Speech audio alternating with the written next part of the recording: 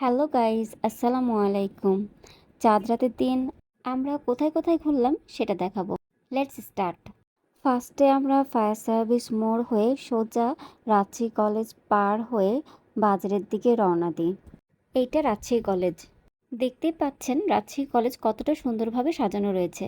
বাজারের রাস্তায় এতটাই ভিড় ছিল যে সামনে এগিয়ে যাওয়াটা অনেক কষ্টকর হচ্ছিল। যেহেতু রাস্তা অনেক জ্যাম ছিল, তাই আমরা ইরফানের পানি স্টোরে একটু ওয়েট করি। দেখতেই পাচ্ছেন সামনে কতটা ভিড়। বড় বড় দোকান এবং ছোট রাস্তার দোকান সহ মিষ্টির দোকানগুলোতেও অনেক বেশি ভিড় ছিল। সামনেই একটা ফুচকালা দাঁড়িয়েছিল এবং সেখানে অনেক বেশি ভিড় ছিল, তাই ভাবলাম আমিও একটু ট্রাই করে দেখি।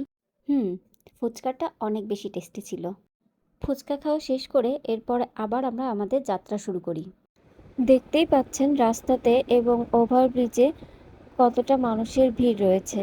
তাই অপেক্ষা করতে করতে ভাবলাম একটু আকাশের দিকে চেয়ে দেখি ঈদের চাঁদ দেখা যাচ্ছে নাকি। আমি তো অনেক দেখার চেষ্টা করলাম, কিন্তু দেখতে পাইনি। এরপর আমরা সোজা তালাইমারির দিকে চলে যাই। সেখানে নেমে দাঁড়িয়ে থেকে বাবুকে ফুল এবং লাইটগুলো দেখাচ্ছিলাম এবং সাথে বাবুর সাথে একটু খুনসুটিতে মেতে উঠেছিলাম। এরপর আবার আমরা এগোতে থাকি সামনের দিকে। বাবু আমাকে ঘুরে ঘুরে লাইট দেখাচ্ছিল এবং সে নিজেও খুব মজা পাচ্ছিল। সে আমাকে হাত দিয়ে উপরে দেখাচ্ছিল এবং সে অনেক বেশি খুশি ছিল। দেখতেই পাচ্ছেন সে কতটা খুশি।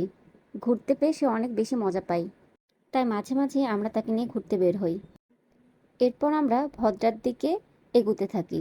যেহেতু অনেক বেশি ঘোরাঘুরি করা লাগবে, তাই আমরা বাইকে তেল ভরার জন্য পেট্রোল পাম্পে চলে যাই। সেখানে গিয়ে দেখি এইখানেও অনেক বেশি ভিড়।